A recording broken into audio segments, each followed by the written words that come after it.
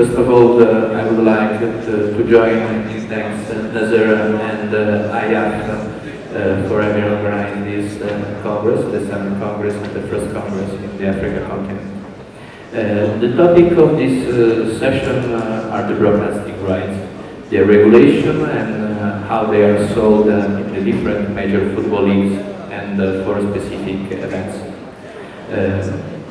The broadcasting rights have become a fundamental element in the modern football for the global audience, thanks to new technologies that allow them to follow the game worldwide and without boundaries, and for the clubs because they have become a visual revenue source in their operation. With our speakers today, we will try to give you a picture on how the broadcasting rights are managed in the EU and internationally, and sold in the 5 European major leagues and in South America, and for specific events such as the European competition, World Cup, or the Olympics. Today we have the opportunity to discuss about these topics with some of the major experts in this sector, and I would like you to introduce to you the speakers of this panel. First of all, Alexandre Miguel Mestre from Portugal. Alexandre is a sport lawyer counsel at Abidao Advogados in Portugal and lecturer of sports law in 2 Portuguese universities, and invited professor at Football Business Academy in Switzerland. He teaches at ISDE and at INFC in Spain and the University of Pretoria. Alexander acted also as Secretary of State of Sports and Youth in Portugal. Our second speaker is Stefano Laporta. Stefano is an Italian lawyer partner at Gallavotti and Bernardini, and he is sitting as a legal expert in the UEFA licensing committee of the Italian Football Association, FIGC, and is member of the FIFA Dispute Resolution Chambers, as well as other several FIFA's committees. And the third speaker, but not the last one, is Bichara Abidao Neto. He's one of the most important sports lawyers in South America, and is a founder partner of Bichara and Mota, and acts as a legal advisor of the Brazilian Football Confederation, and acted also as advisor for Brazilian Olympic Committee. So, starting with the question, my first question is for Alexander. Alexander, could you please give us an overview of the audiovisual EU directive and what the European regulation says about the distribution of broadcasting rights? Thank you, Gianluca, for the invitation, for your introduction, and especially my first words for the organizing committee for inviting me to be here. It's an honor. Apologize for my humiliating outfit, but the fact is that I lost my luggage, as well as my friend Fernando and Pedro Correia too. So forget, I don't have a nice suit to share with you. But answering to the question. First of all, we must bear in mind that we don't have EU legislation on broadcasting TV rights in the European Union. There's no harmonization, there's no directive regarding the model to adopt in selling the TV rights. Individual or collective, there's no harmonization. This means that each member state can decide if it wants or not legislate on this field. So first, the state interference can appear or cannot appear. It exists in the south of Europe, namely Italy, Spain, France, by means of state legislation providing joint selling of TV rights, but this is just an option of the member states. So each one does whatever it wants in regard to defining or not defining, leaving or not leaving the room to the national football associations or the national football leagues to adopt a certain system. The associations, the leagues, their own, in the framework of their autonomy, they adopt either collective, either individual selling of TV rights. In this framework, bring in mind the figures given by the European Professional Football League, only Portugal and Ukraine do not follow a joint selling model. We still negotiate individually our rights. And we have our 3 major clubs with contracts for a period of time of 10 years. The member states, the national football associations, also choose the model of redistribution, the formula, the coefficient. This means that there is autonomy in the sport movement to decide what is the model to implement, without interference of the audiovisual directive or any kind of other directive. However, indeed, we have this audiovisual directive, the former Television Without Frontiers directive, in which we have a regime not related to the acquisition of the rights, but related to the exercise of the rights. In this context, we have the protected or listed events. Each member state may, not shall, take measures to ensure live coverage or deferred coverage on free television without subscription, which means that the so-called events of major importance to society are protected, are listed by the member states if they want. It's not a EU obligation, a EU requirement, is a national choice. Should we have or not a list of protected events that must be broadcasted on free air without subscription? And does lead to a conclusion that even when the European Union wants to intervene, they give enough space for the member states. This audiovisual directive also provides the rights of news organizations to show clips, short extracts from sport events in news programs. This means that the broadcasters as a law are allowed to freely choose short extracts from the transmitting broadcaster's signal. So Gianluca, bring in mind this overview, one can say that the EU law does not affect directly the broadcasting of TV rights. However, it affects indirectly. Namely, when you have exclusive deals.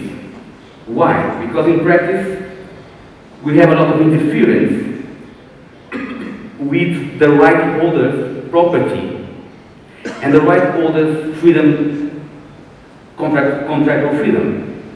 Just to give a few examples on the effects of EU law, competition law in particular, in this sector of broadcasting rights.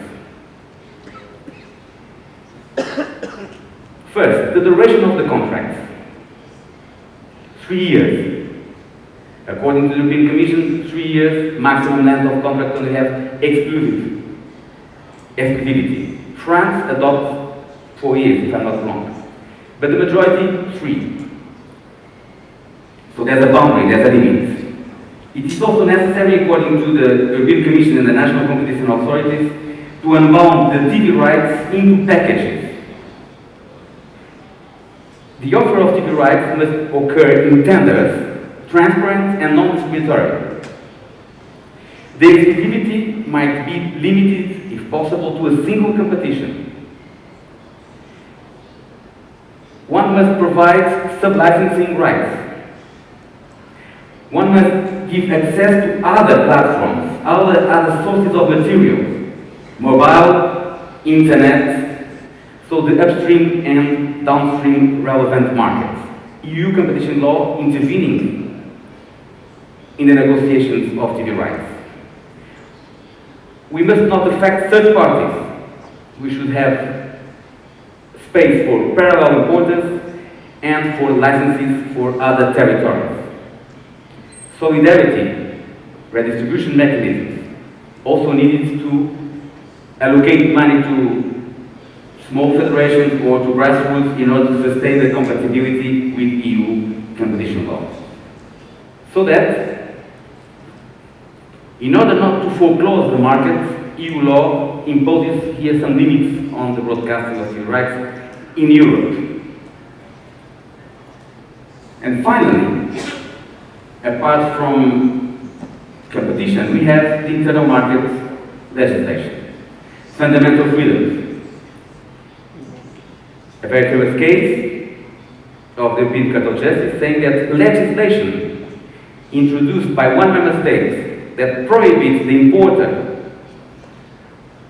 importation, sale and use of a decoding device designed for use in another member state is contrary to the freedom to provide services. So that if I have a pub, I want to screen a certain event, despite the territorial exclusion that can be at stake, I can use a decoder in my bar, in my pub, imported from another country.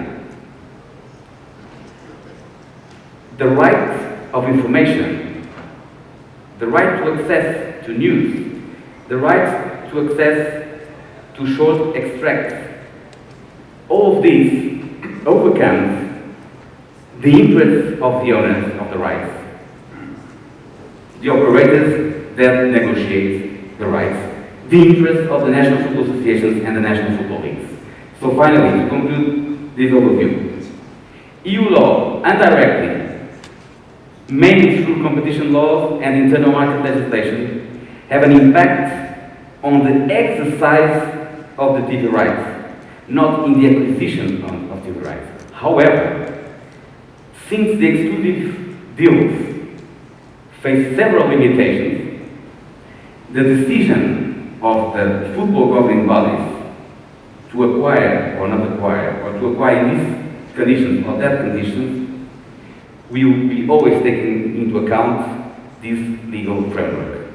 So EU gives space, but in one hand, but in the other hand,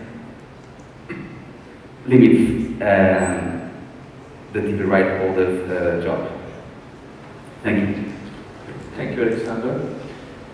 So let's move to analyze the specific application of the EU regulation in the most important football leagues competition in Europe.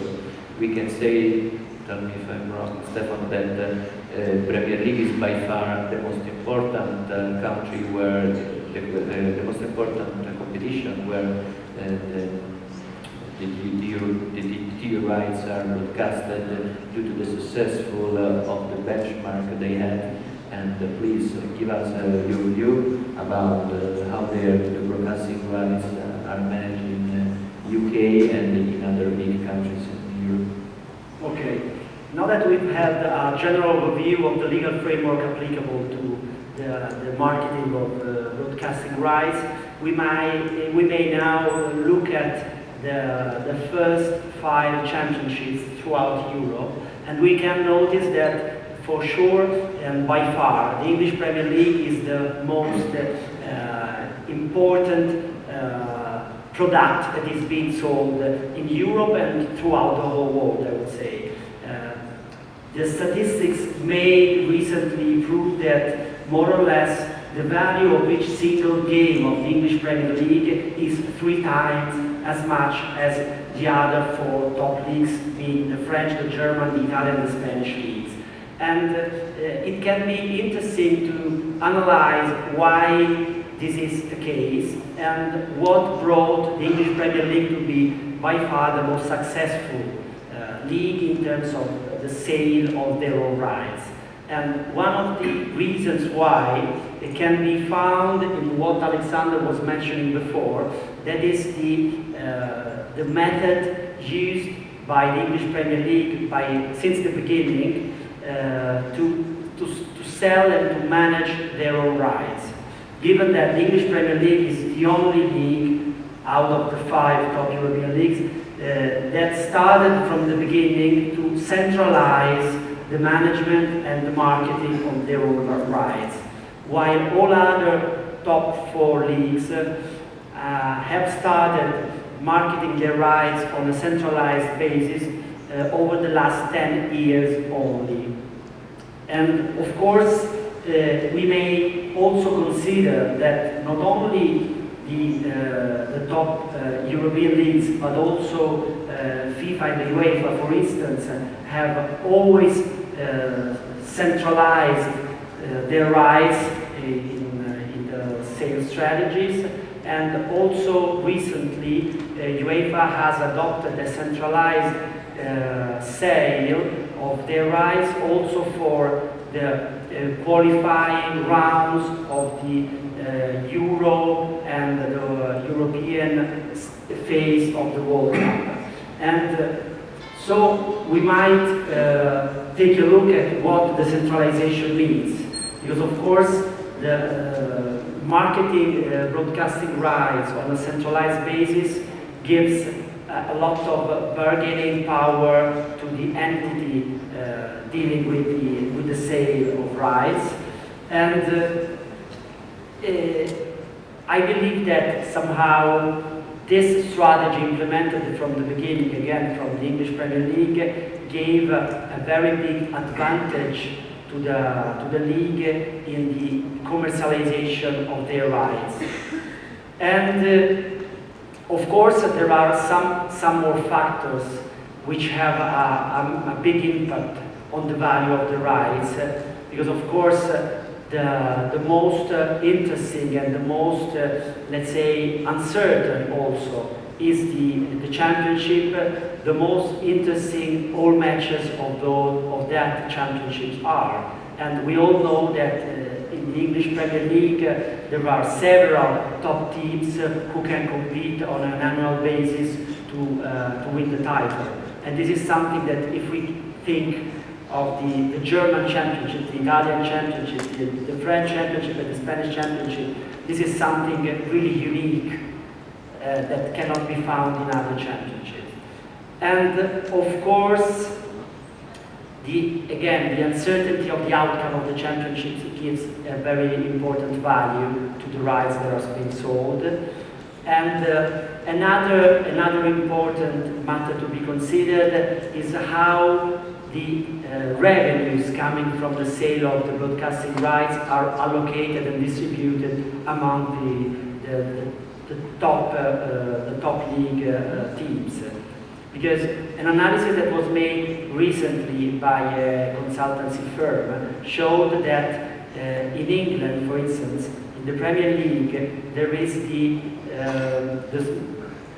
smallest ratio between the more, let's say that the top club, between the club who earned the most revenues and the last club of the ranking in this special ranking again, making more or less the richest club earning twice as much revenues compared to the last of the ranking.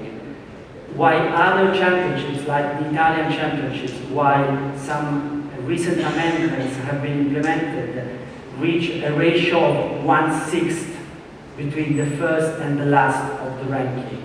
Again, this is the ranking of revenues earned by the distribution, by the allocation of the revenues. And of course, this, let's say, competitive balance also gives clubs the opportunity to invest in infrastructure, to invest in the organization of clubs, and this of course contributes to the general growth of the movement and of the championship. And of course this gives an important value to the championship as well. And one last remark I would like to make about also the way rights are being sold. Because a typical strategy adopted by the English Premier League that maybe has resulted to be winning is the segmentation of rights. Meaning that the English Premier League has never sold all rights to a single purchaser, to a single media company, but has always created packages sold to individual buyers. And this of course has granted, from the one hand, competition in the market, So during tender processes, when they had several competitors, they had the possibility to earn big revenues. And of course, also the platforms that are authorized for the exploitation of the rights have been segmented in a way to avoid that a single operator can exploit the whole package of rights. And this, of course, also guarantees a full exploitation of rights, avoiding that a single operator buys all kinds of rights for all kinds of platforms and eventually exploits only part of the rights that have been sold. And this is, in my view, very important in order to guarantee the widest distribution of rights and the widest exploitation, not only on the national, domestic territory, but also in the foreign territories. This is my view. Thank you, Stefano. In the meantime, we are already receiving some questions about the audience with Slido. I invite you, all of you who would like to address some queries to our speakers, to use the Slido.com application. I will be back to you after the intervention of Bichara, because I would like to close the legal framework, knowing how the TV rights are managed in South America, because and in Brazil especially because we are all European lawyers, so we know how it's managed in Europe, but we would like to hear from you also what's happened in different countries. Thank you, Gianluca. I'd like first to thank Patricia for the invitation. It's a great honor to be here today, and also to thank Nasser for the warm welcome and for the great camel ride we had yesterday to the Parliament. It was a very unique experience. Thank you. In Brazil, we have the broadcasting rights, the TV rights. We don't have a lot yet. Brazilians love to make laws to everything you can imagine, but to TV rights, we don't have one yet. And the TV rights, the contract in effect today, it goes from 2019 until 2022. We have one main broadcasting company, Globo, that for many years had almost the monopoly for TV rights in Brazil. But as from 2019, it had Turner went into the Brazilian market, and part of the clubs, 5 out of the 20 clubs in first division signed with Turner. So there is a competition in place now.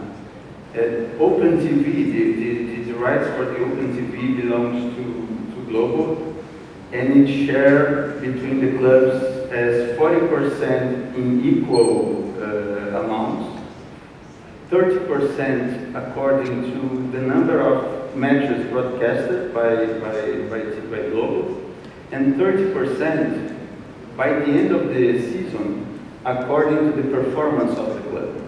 So depending on your position in the ranking, you make more or less money according to this 30% of the TV rights. And this, we tried to somehow copy the English system, but we didn't foresee that this created a cash flow problem for the clubs, because the Brazilian clubs, they have big debts, and they used to anticipate to make allowance and to give the TV rights as guarantee. But as 30% of your TV rights is on the performance basis, and you don't know in which position you will win the competition, it's creating a problem on the cash flow, because they cannot anticipate this final amount. On the cable TV, we have a smaller quantity of money being distributed, but according to the same principles. And we have a third package, which is the pay-per-view, which represents an important amount to be distributed among the clubs.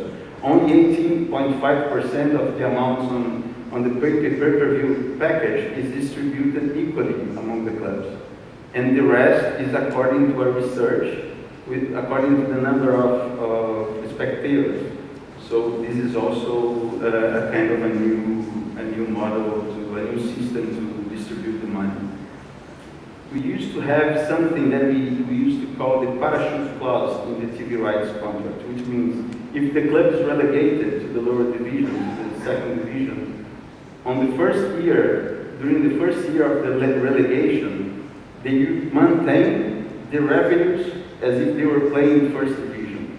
But as from 2019, it's not like this anymore. If you drop to the second division, you have more or less 10% of what you make on first division. So it's a huge impact. Many clubs who will be relegated this year will have big difficulties to return to first division later because of this no parachute clause existing anymore.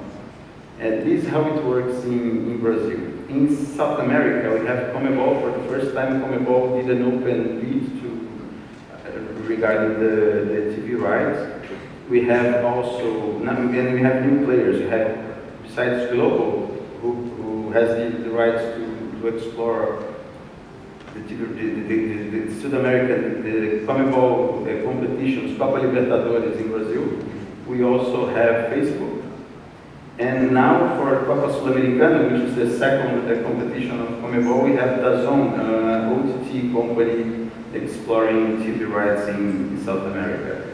So this is new for us, new players in the market, not only global anymore. We have also Fox Sports and DirecTV in the market, and it's a new system. It's important to note that in Copa Libertadores, for those who doesn't know, it's like our Champions League in South America. And Conmebol distributes the TV rights represents like $200 million for the whole competition. If you compare it to Champions League, it's a drop in the ocean. And while we are discussing this, it comes to my mind that there is a huge gap between South American clubs and European clubs if you compare the amount of money they make with TV rights, which is the most important source of revenue for the South American clubs. And which also makes me wish that FIFA revisit the topic of TPO, because TPO used to be for us a very important source of revenue, and instead of banning it, FIFA should regulate it, in my opinion. So especially when we discuss and we see all this disparity between how much the South American clubs make compared to what the European clubs make, it's very difficult for us to retain the talents. So I would like that FIFA could revisit this topic soon.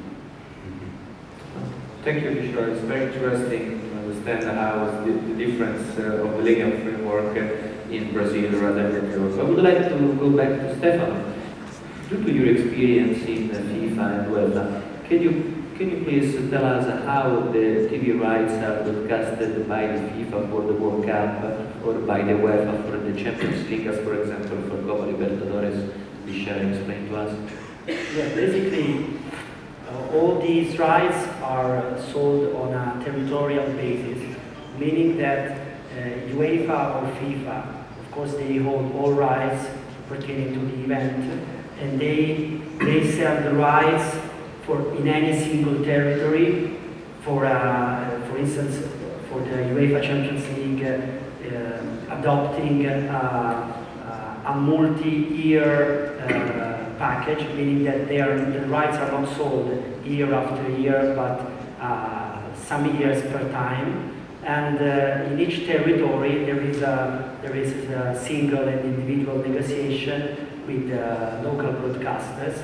And of course, the revenues that are earned in any single territory make a difference in terms of how much is then distributed to the single teams, the single clubs participating in the competition. Meaning that the richer the market is, the more the revenues will be distributed to the participating teams coming from that specific territory. Okay, thank you. And I remember well that you acted also as a legal advisor for the Olympics in Brazil. Did you have the opportunity to take place with the TV rights of the Olympics is how they were managed in Brazil? Yes, in Brazil, Globo owns the TV rights for the Olympics, both summer and winter games, until 2032. It's a confidential contract. We don't know the figures involved, but we know that, for instance, NBC hosts the TV rights in the US for the same time period, and I read that the NBC paid around $7 billion for this period. So, but I don't know how much was paid by Globo, but it owns and it has the right to sub-license the TV rights for the Olympic Games until 2032. Okay, thank you. I'd like to pass to the Slido.com questionnaire from the audience. The first is Matt. The Egyptian Competition Authority refers always to the judgment rendered by the European Court of Justice obliging the FIFA to give the fee of air broadcasting rights of some games. Can you briefly highlight the importance of said judgment? I don't know who wants. Alexandre, please. This judgment was very, very important because we were discussing the qualifying matches for both the World Cup and the European Cup.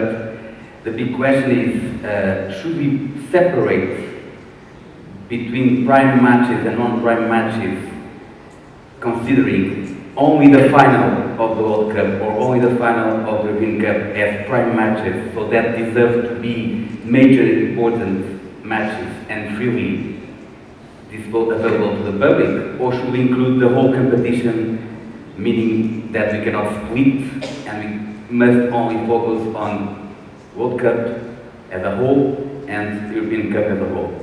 The European Court of Justice considers that we must analyze on a single competition that cannot be separated between a phase and the rest, so that it was possible for Belgium and from UK, I think, to have in the list of the major sport events the qualifying matches for the World Cup and the European Cup. Okay. The second question is from Pedro. What are the pros and consequences of each model, individual negotiation versus collective bargaining? Should FIFA regulate and implement a collective negotiation model or such a decision might violate fundamental rights? Stephanie, I may start with the first part of the question. I believe that the collective negotiation has proven to be the most successful because it, again, as I said before, it permits competitive balance among the clubs participating in the competition, and of course it means that all clubs, not only the richest and the most famous, I would say, can invest in the development of football, can invest in infrastructures, can invest in youth sectors, and of course this makes the whole competition more appealing also from an economical point of view. And this is my view, while of course individual negotiation advantages the most famous clubs and the most successful clubs, but at the end of the day I believe that also the rights pertaining to a specific club are so much influenced by the value of the overall competition that I believe that at the end of the day the growth of the overall competition is beneficial to all clubs, including the most successful and famous ones. Then I don't know, for the second part I say a couple of words, just to say that in my view what FIFA can do to regulate cannot go beyond the task and the purposes of a regulatory body as FIFA, meaning that the choices related to the commercialization of rights are something of a really private nature. And besides the fundamental rights, I believe that in some countries, as in Italy and the others that Alexandre was mentioning, if there is a state law addressing and regulating the sale of audiovisual rights, FIFA cannot regulate any further about this. Thank you, Stefano. The next one is a very interesting question that allows us also to make a comparison between the Brazilian regulation and the European regulation, and it refers to the archive rights. I lost. Okay, this is one of the top. Should member association allow for the archive of the professional leave ownership go back to clubs after a certain frame of time, in order to allow clubs to provide content through channels to fans? I don't know who would like to answer for the European side, but in the meantime I ask Bichara to answer what's happening in Brazil. In Brazil, it's very common for the clubs to have image rights contracts with their players, and it's a very common provision in those contracts that the player allows the club to use its image for historical purposes, not commercial. So we have these under contractual provision already. Okay, thank you. Yes, if I may add a couple of words. Actually, in Italy, the state law I was referring to before, indeed state that archive rights pertain to clubs, not to leagues, and this is also to, let's say, to let clubs to promote their own contents, such as TV channels dedicated to the clubs and anything as such. And I believe this is exactly in line with the idea that was behind this question. Okay, and we can say the legal framework from European regulation about the timing when some images became archive rights. You would like to do something, Alexandre? Just about something that is also related to the previous question regarding fundamental rights. I think that this proposal for leaving ownership go back to clubs is very interesting. Like Bichara was saying, the sources of revenue are not that big, so the clubs deserve to have more chances to obtain revenues. But if you look to the decisions of the Commission and the European Court of Justice and competition authorities, they look to football not as entertainment. They look to this broadcasting of TV rights not of entertainment, but of a social phenomenon. So that this is interesting for the consumers, for the fans. So if it's interesting for the fans, for sure, it's a legitimate interest of the clubs to have the right to disclose it. And I would add also considering that now the clubs are moving to be more media companies than only football companies, TV rights, especially on the social media, are able to attract many fans for all over the world. And we know how important are now Twitter, Instagram and Facebook and the other social for the clubs in order to increase the fan base they have. Another question is, do broadcasting rights conflict with the desire to the World Football Association to spread the game? What is the way to reconcile them? I don't know who wants to start, because we can have both the South American experience and European experience. Maybe I can just say a couple of words also. How to reconcile them? I would say that the best way to do this is to sell rights properly, meaning avoid any kind of block selling to the same entity just to get rid of them in just one single transaction, and being very, very careful in creating packages to create interest and to contribute to build up a developed market so that, again, as I was saying before, all kinds of platforms are indeed used to exploit rights, and so that the content is distributed throughout the whole world. This is, in my view, the best way to approach this. I believe that, I think in all the clubs all over the world, the broadcasting rights is the most important source of revenue for the club. So I understand that, I believe that we cannot see as it could somehow avoid the spreading the game, as it was put in the question. I think, as Stefano said, it has to be properly negotiated. We should, in Brazil, some years ago, we used to have an organization, Clube dos 13, organization from the first and second division clubs that used to negotiate collectively the TV rights. For some years now, almost 10 years, the clubs negotiated individually. I'm not sure if it's the best way to do it.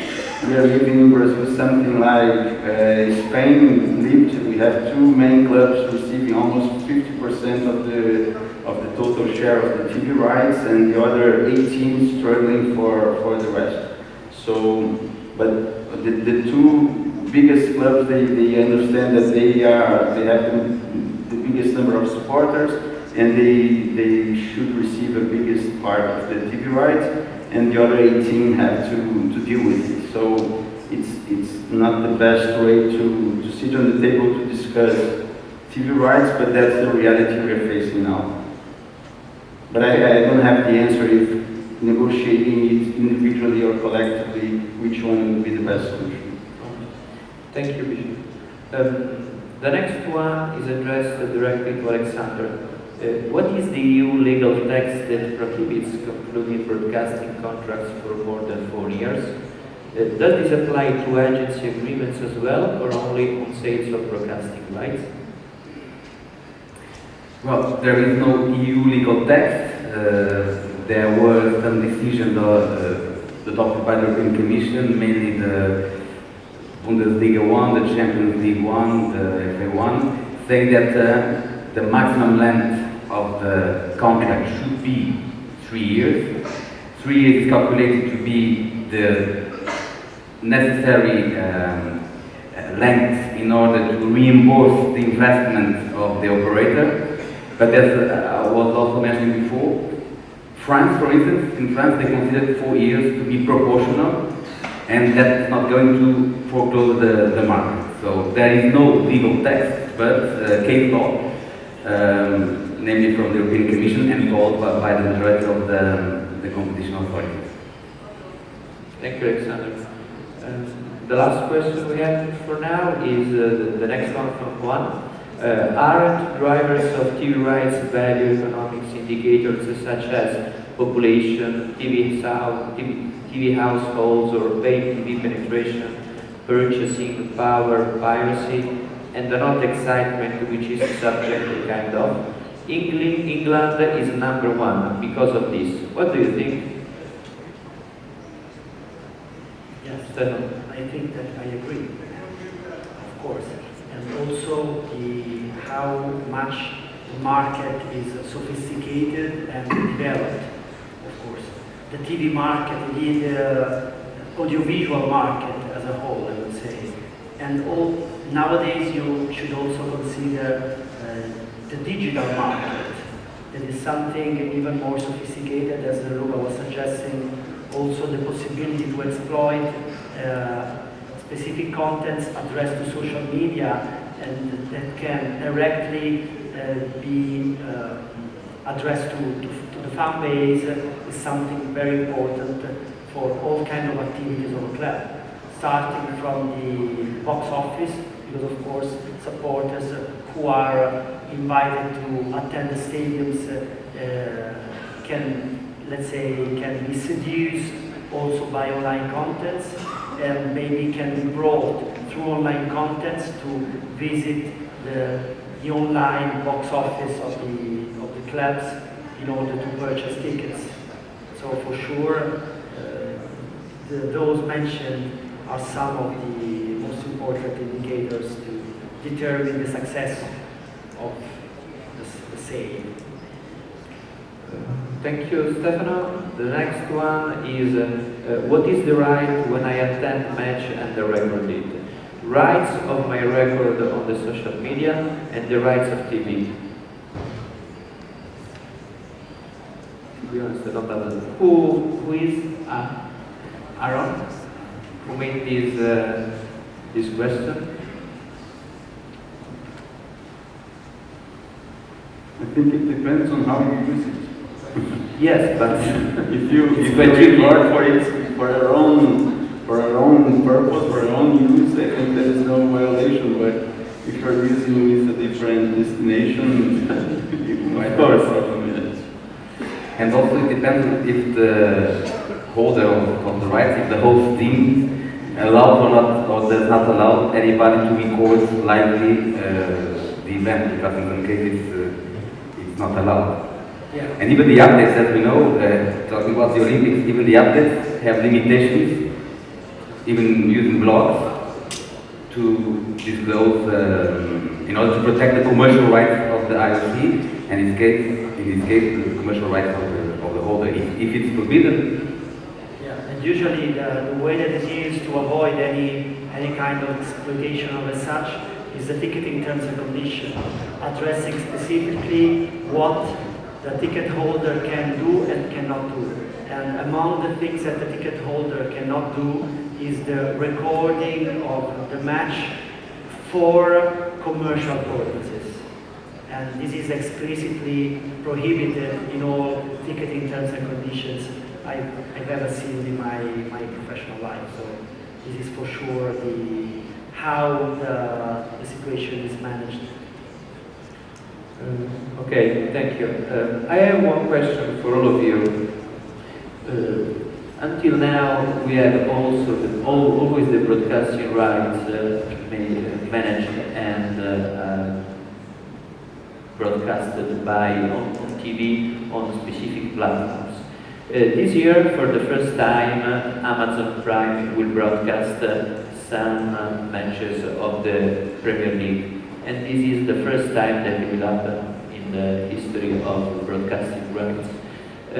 What do you think will be the future of the TV rights, of the broadcasting rights? We know that clubs are moving in order to make the TV broadcasting rights and the matches available for fans on our platforms. Now, today we can watch live a match on a mobile everywhere we are, with the geo-block issues that we know very well. And what do you think will be the next step of the TV rights? How it can be broadcasted? Because obviously the clubs and the events sold collectively like the World Cup are asking always more and more to increase the value of the TV rights. How do you think this value can increase? If I may start, Alexandre, if you don't mind. I believe the clubs must realize that the way the supporters are consuming sports is changing fast. You don't buy the ticket to watch a football match anymore. I believe you are buying the ticket to live an experience. You don't go to a stadium, but you go to an arena. You have meals. You want to stream and to post your experience inside the arena to all your community on social media. I believe it's important for the clubs to understand the changing of the reality. I am almost on my 50s and I have a son, 18 years old, who doesn't have the same interest that I did when I used to go to the stadium. Nowadays it's very different. The stadiums are much more well prepared to receive the supporters, and this is a big change. In South America, I believe also in Asia, we have a growing number of spectators in the arenas, in the stadiums. I'm not sure if in Europe, I believe the number is declining a little bit, but I think it's important to change the way you sell your product. You would like to add something? Yeah, I totally agree, and I would say that the first change that we can all notice is the change in the definition. Because since some years ago, we were talking about TV rights. Now, the TV is just one of the electronic equipment that can be used, but for sure, new generations, as Bichara was suggesting, are not using TVs anymore. They're using tablets, they're using telephones, they're using their own computers for the fruition of also some football matches on Facebook or on YouTube mainly. So the concept of TV is obsolete probably, and at the same time all clubs should understand, as I was suggesting before, that they have to be very, very careful when they sell their rights.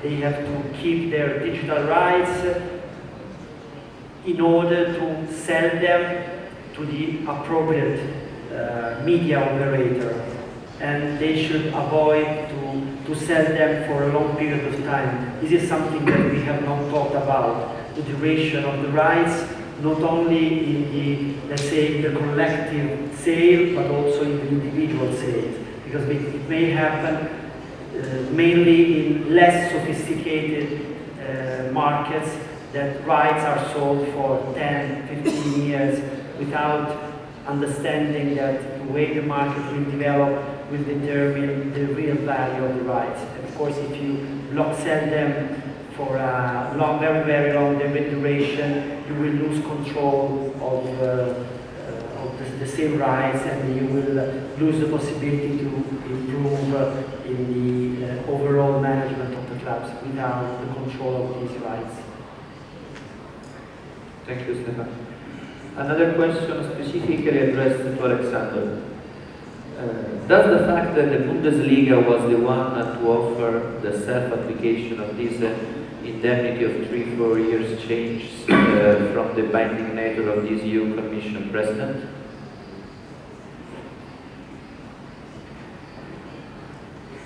Well, I don't see why specifically Bundesliga could make it different. It's always a case-by-case approach, so it depends on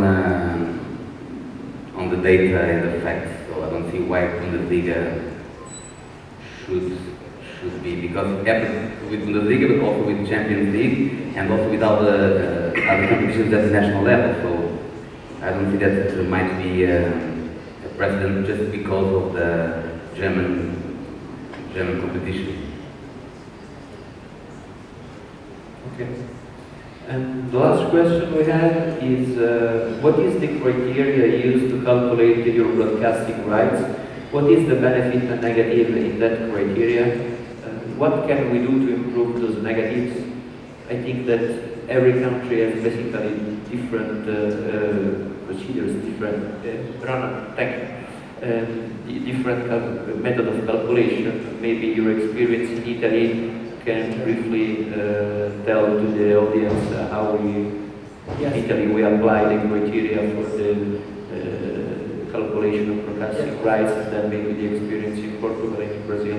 I assume that we're talking about the allocation of the revenues. Yes, of course. In Italy, we've just had an amendment in the law with a change in the allocation, and currently the 50% of the revenues are distributed equally to all clubs, while the 28% are distributed according to the sporting results of clubs, and the 22% according to the fan base.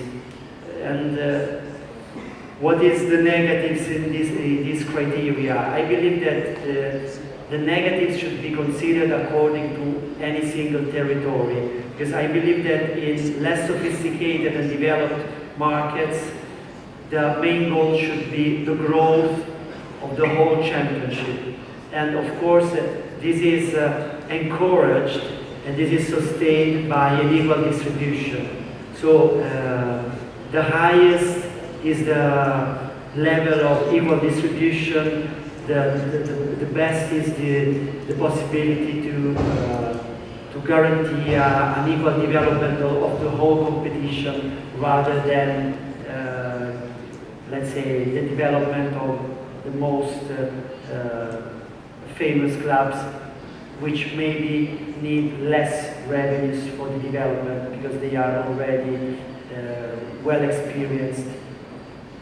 So this, I believe, to be the negative, the criteria. Thank you, Stefano. What about in Portugal, Alexandre?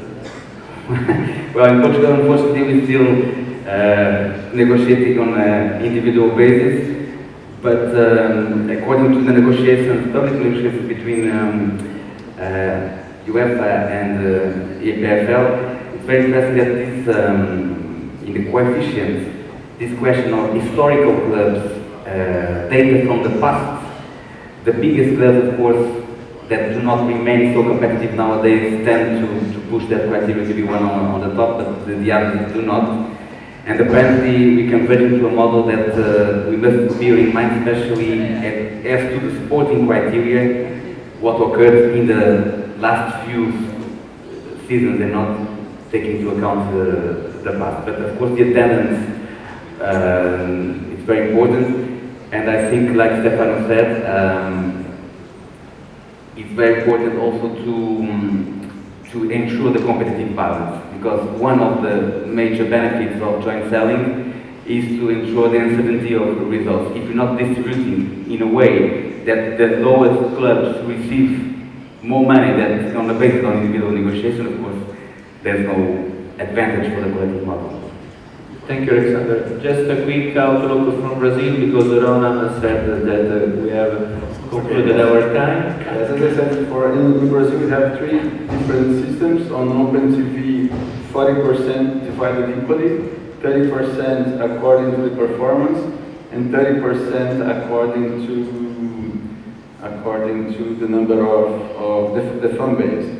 And in cable, we have the same system. And in pay-per-view, we have the fan base representing a biggest amount, the biggest part of the distribution. Only 18% is divided equally among the clubs. Okay. So we have concluded the time at our disposal. I'd like to thank you personally, Bichara, Stefano, and Alexandre, for the time spent. I wish you a good prosecution of the Congress, and thank you, everybody.